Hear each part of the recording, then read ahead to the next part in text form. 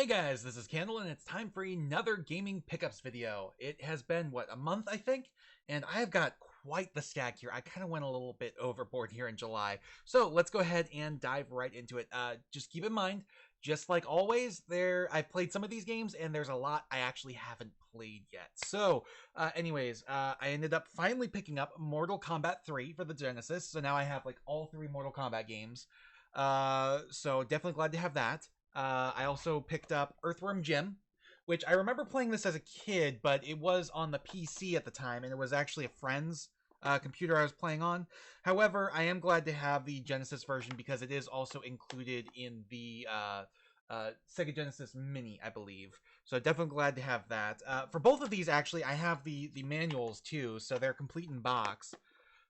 Beyond that, I also finally went ahead and picked up a new system. This one had been on my list to get for a long time, and I just kept putting it off and putting it off and putting it off. But finally, I ended up getting a Sega Saturn, and I know it's not exactly the best time to go around collecting Sega Saturn because that shit was expensive even before the pandemic. But the reason why I finally picked this up was because I found a game in a store that I couldn't pass up on because I'd been wanting it for forever to see it in the wild. So I ended up getting Nights into Dreams. Now, I really don't understand why Sega decided to do these gigantic boxes, other than maybe they still had them left over from the Sega CD, because it's the same long box as from the Sega CD. But it's like these are gigantic jewel case boxes, and really they should have just been normal jewel cases. But still, I'm definitely glad to have this. A lot of fun this game is, and because of that, I also had to pick up a 3D control pad. You know, the classic Sega Saturn 3D control pad, because that works best for Nights into Dreams. I know Nights into Dreams also, I believe it released as a standalone like this, and then it was also a bundle with the 3D control pad. But of course, you know, playing these things years and years later, I had to get it extra. And it's kind of interesting on the 3D control pad is the a cord actually clips away. Like you can disconnect the cord. I don't know why they did that. Maybe they use the same cord for other, you know, peripherals for the Sega Saturn, but it's also kind of interesting that this isn't actually an analog control pad. It is or an analog stick. It's just a little ball here with a nub on it that you can move around. I'm pretty sure it is analog though, but who knows? It could just be, you know, simulating the D-pad. Just, you know, you have a full range of motion. I don't know, but you do have this little notch here at the bottom that lets you switch between the D-pad and the circle controller as well, because apparently Sega didn't think that you would want to do both at the same time. I don't know. The N64 lets you do both at the same time. The PS1 later lets you do both at the same time. But either way, definitely glad to have that, especially since the 6-button pad that my Sega Saturn came with is not an official Sega pad. It is old school. It's modeled after the Model 2 Sega Saturn 6-button pad, but it's not like officially licensed. Speaking of which, my Sega Saturn is a Model 2, so it has the round buttons instead of the oval ones. But it is an official Sega Saturn, or an official Sega Saturn. Unfortunately, no box though, but that kind of sucks. I did also pick up the Action Replay, which works as both a memory backup and a region unlocker. You know, this lets you play Japanese games on North American Sega Saturns, and again, it works as a memory backup as well, because for some reason the Sega Saturn, they opted not to go with a standard memory card. Like there's a cartridge slot on the back of it for these RAM expansions and Action Replays, and again, you know, memory backups. But the actual game data, the save game data, is stored on RAM chips or on the system itself. And the problem with that is that these RAM chips are kept powered, which is how they retain their data. They're kept powered through a standard watch battery. So the CMOS battery in the Sega Saturn also, you know, keeps your save games alive unless you have a memory backup unit where you can actually, you know, transfer everything over. And unfortunately, those CMOS batteries apparently go dead after only a couple years. Again, because it has to keep not just the game's internal clock alive, as most CMOS batteries do, but the actual RAM chips that store the save game data.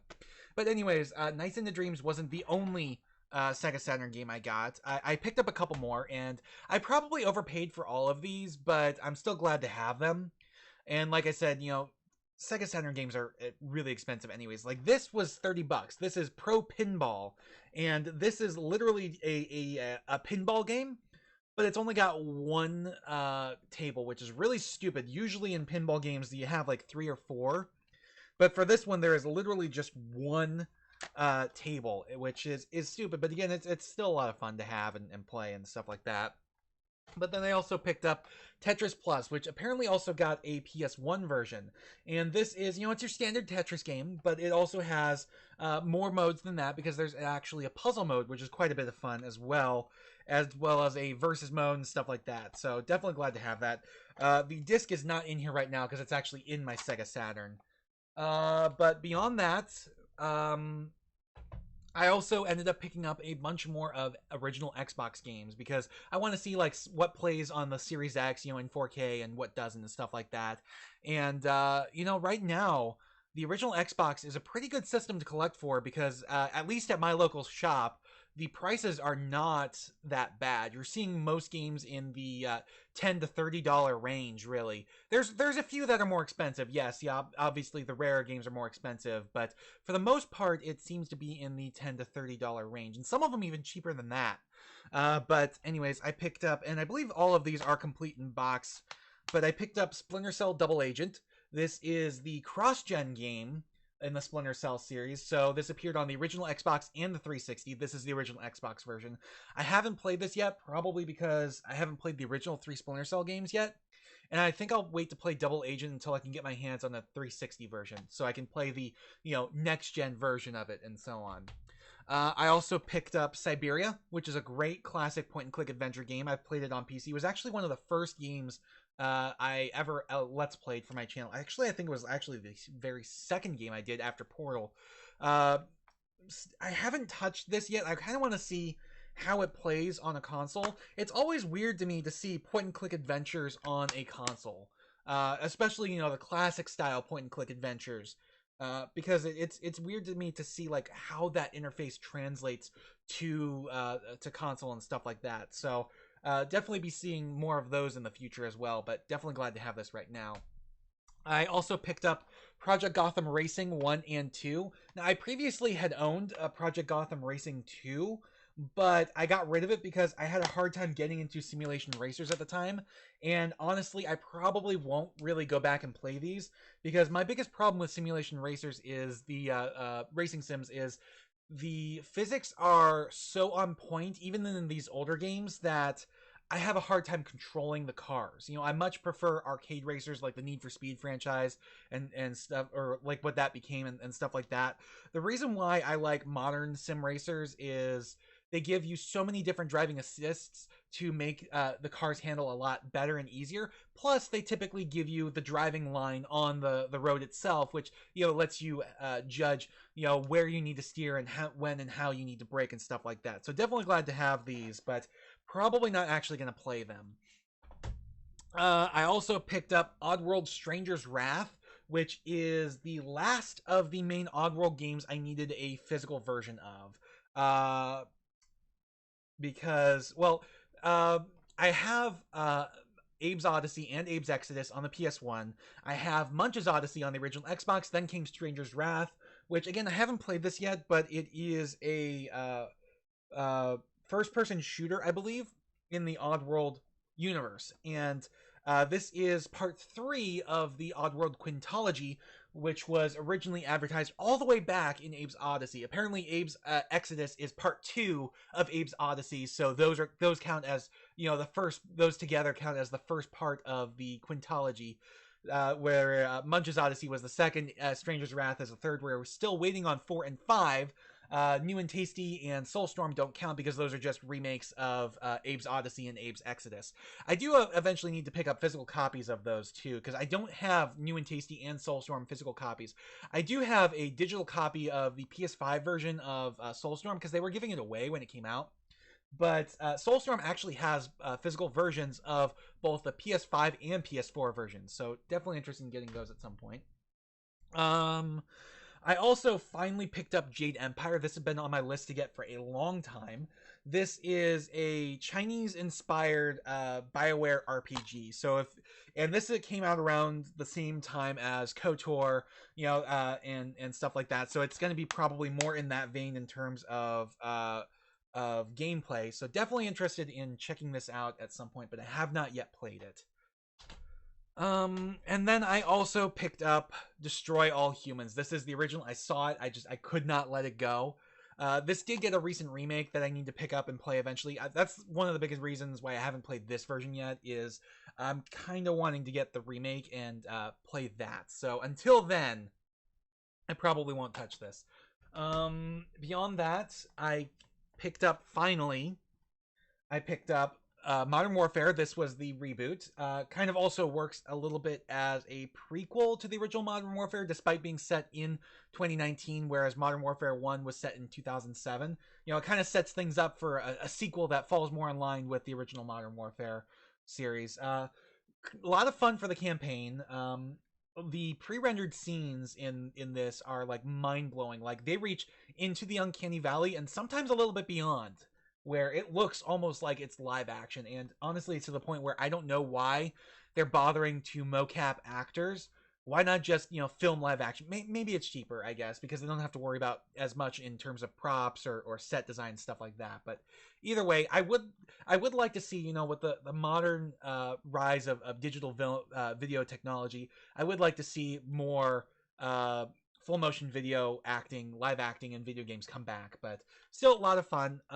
I also picked up Call of Duty Black Ops Cold War, which is right here. By the way, I got these before the Activision, the news of the Activision lawsuit came out. Probably will not be buying Activision games brand new much longer, if at all. At least not for a good while. But these Call of Duty games I did end up getting brand new. Now, Cold War, Activision did a really scummy thing when it came to Cold War, because this was last year's game. So I think it came out like right before the new systems did. So what they did was they put out a PS4 version, which would be fine. They put about an Xbox One version, which would be fine, except for the fact that this Xbox One version is not optimized for Series X. I don't know if that's because they wanted to nickel and dime you, or because the Xbox Series X just wasn't quite out yet, but this will play on the Series X, but you will not get any of the added benefits from the Series X, such as the extremely faster load times compared to this version, and like ray tracing and stuff like that. And the way you can tell this is because it says right down here in small fine print that it's Xbox One game playable on Series X. And I know this isn't a standard Xbox case either, because it would say Xbox up here, but that's because I switched this out with my copy of Forza Horizon 3, which I had picked up used, because I'm probably not going to hold on to this copy for much longer. And the reason for that is, again, like I said, it's not optimized for Series X. This copy is. And this copy is $10 more than this one. This was 60, this was 70. And so they're really trying to get you for that. And how you know it's optimized is there's a couple telltales. First off, it's got the optimized for Series X badge in the corner here, which the original case for this did not. It also has Xbox Series X listed first on the top here, whereas the Xbox One version has that listed first. And it says down here, Xbox Series X plus Xbox One games included, because that is the really scummy thing, I think.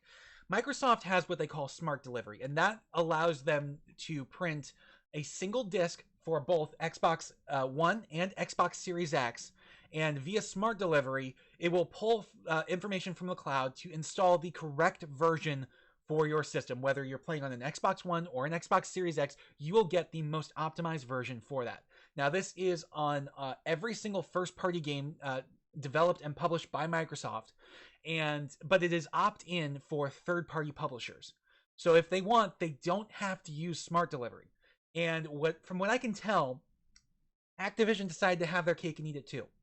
because this is not smart delivery. This is purely just the Xbox One version. You cannot get the Xbox Series X version from this. In fact, if you install this and try to play it on an Xbox Series X system, it will let you play it through backwards compatibility. But when you do, it'll pop up a thing trying to tell you to, okay, go into your game library and highlight, Xbox, or highlight Call of Duty Black Ops Cold War and select the Xbox Series X and S version to install that, and then you can play the next gen version. But unfortunately, it doesn't exist. If you bought it digitally, yeah, you get both, but on the disc here, it doesn't exist. So again, it's really stupid. Whereas, on this version, it has both on there at the same time. So you can pop this into your Xbox One and play it. You can pop it into your Xbox Series X and play it with ray tracing and everything like that. So that, again, that's really stupid. And what really sucks is this is a good campaign too. It's a lot more fun than Modern Warfare. Modern Warfare is just a straight first-person shooter. That's it, point A to point B. Cold War lets you choose your missions. It lets you, it lets you go back and replay missions. It has some role-play moments in these missions where you can, choose dialogue options and stuff like that. I actually just played a mission where you were infiltrating a Russian bunker, and you had like 3 different options of how to get the key that you needed in order to let your allies in. And it was really cool that it let you do things like that. And again, this is much like how Modern Warfare 1 was a reboot / prequel to the original Modern Warfare.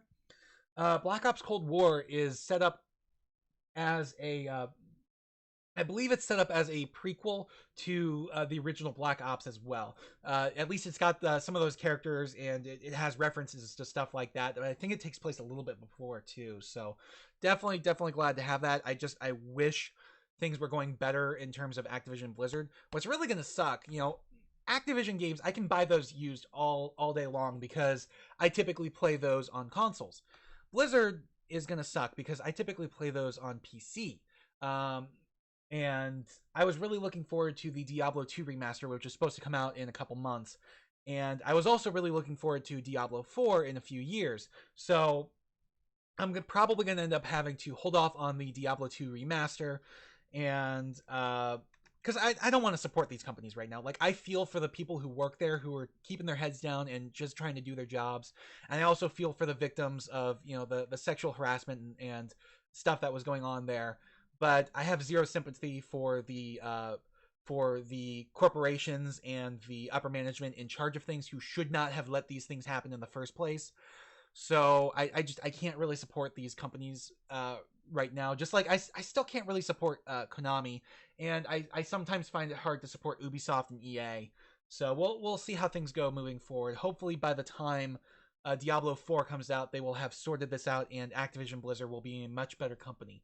Or maybe they'll split off again, and it'll be Activision and Blizzard. I'm not saying like Blizzard has had a great track record. There were things last year that I did not approve of, so I'm glad like they didn't really have any major releases I was interested in, because that would have made it hurt for me even more.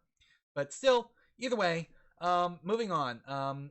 I mentioned last time I've been playing Final Fantasy XIV a lot more. I still haven't refinished A Realm Reborn and moved on to Heavensward, but I did finally get the PS4 versions.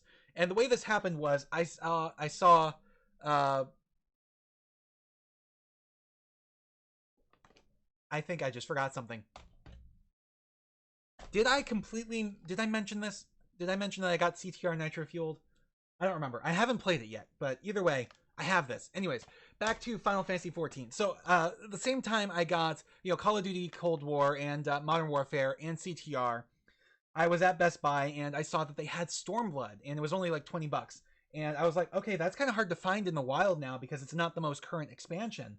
So I went ahead and I picked it up. And then I also tracked down Heavensward and A Realm Reborn, separate releases, because I want like all the individual releases, and I made sure to pay extra to get these sealed as well, because I was like, okay, I want to make sure that I'm going to be able to play these on my PS4. Well, it turns out that there is no reason to buy a Realm Reborn on the PS4 sealed unless you are collecting sealed games, because the activation key inside here is no longer valid. And I think that's because they don't sell this on its own anymore, not even on the digital store. What they sell is the starter edition, which is A Realm Reborn and Heavensward bundled together, and then they sell the complete edition, which is, you know, A Realm Reborn plus all the expansions, you know, up through Shadowbringers. So I ended up, what I ended up having to do was I had opened all these up to get to their activation keys, realized that A Realm Reborn didn't work, Heavensward worked, Stormblood worked, but A Realm Reborn didn't work, so I ended up having to go online to try to figure out, okay, if I buy the starter edition, will I still be able to access Stormblood and so on, because I'd already activated Stormblood, and I wasn't sure if it was going to work, because I hadn't tied it to my Square Enix account yet. And so what I ended up doing is, because PSN is currently having their summer sale, I ended up picking up digitally the complete edition, which is, again, A Realm Reborn, Heavensward, Stormblood, and Shadowbringers, and that was only like $20 or so. So I ended up like paying way more than I actually intended to, but not as much as I could. What really sucks though is I also have Shadowbringers on the way now too. It's supposed to be here like next week or so, I think. But beyond that, once I have that, then I will have all the releases, all the individual releases at least. I'll still need the complete edition releases in order to finish off my Final Fantasy PS4 collection. You know, I don't care so much about collector's editions. It's nice to have those, but some of those get super expensive. I just really want like the standard editions. So I'll just, for Final Fantasy 14, I'll just be missing the complete editions, where there are currently 3 of them. One which is Realm Reborn and Heavensward, one which is those plus Stormblood, and one which is just the current one, which is those plus Shadowbringers.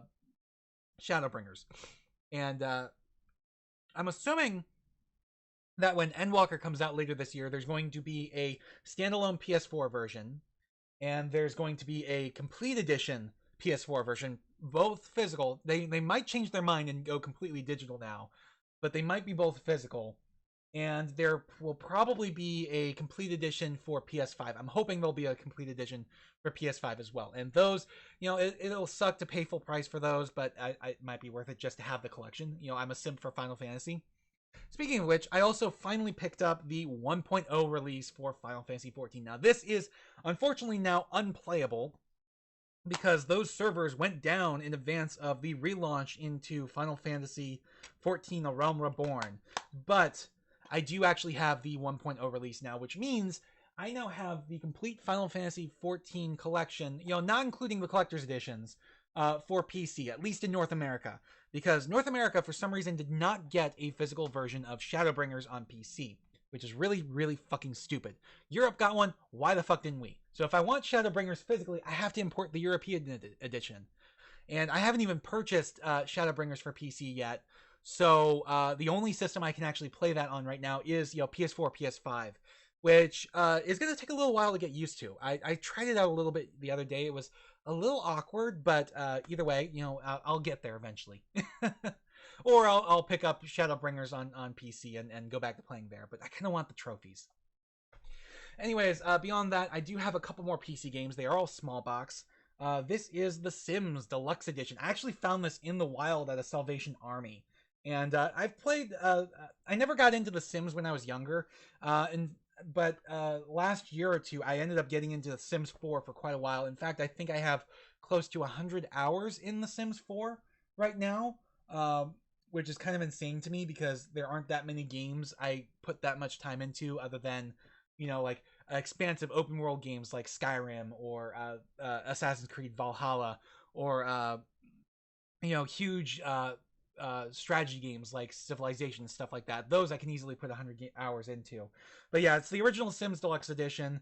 So this includes The Sims, Living Large, and The Sims Creator, and exclusive deluxe content. So it's the base game plus the first expansion and stuff like that. Probably never actually going to play this. It's just going to sit nice and tidy on my shelf because honestly, the Sim games, there's not really much reason to go back to the originals, you know, not to go backwards in the franchise. But still glad to have it. And I also finally picked up Age of Empires 3, The Asian Dynasties. I am like super stoked for Age of Empires 4 coming out later this month. Technically, it's next month for me because I'm recording this the end of July, but you guys are seeing this beginning of August. So I finally picked up the final physical expansion for Age of Empires 3 because this actually got two expansions. This got the War Chiefs, which was a Native American themed one, and then Asian Dynasties, which is China and Japan inspired. I have not yet to play this. I'm probably not going to play this version. I have the definitive edition on Steam, which offers like 4K support and added content and stuff like that. So when I get around to playing these campaigns, I'll play it through that probably. But I am glad to have this in my collection because it was one of the only Age of Empires small box games I was missing. I'm still missing the Titans expansion for Age of Mythology, which technically is not an Age of Empires game, but it is from the same people and in the same vein as Age of Empires. And then for small box, I'm missing like any kind of compilation or gold editions that might have released in small box, as well as I don't know if Age of Empires and the Rise of Rome got small box releases. I know they got big box releases. I know they got jewel case releases, especially Age of Empires Gold. I have Age of Empires Gold as a jewel box or jewel case release, but I don't have small box versions of those games, and I don't know if they were ever actually released that way. But anyways, that will be it for now. I got quite a bit of games here, almost half an hour's worth of a video, and I did a recent tally, and I am sitting pretty close to 1,000 games right now. Not quite there yet. I still am a little shy of it. I think I'm at 977. I think so. Next couple months, I might hit 1,000 games. We'll see. Anyways, that is it for now. I will see you guys next time. Thanks for watching. Please remember to comment, rate, and subscribe.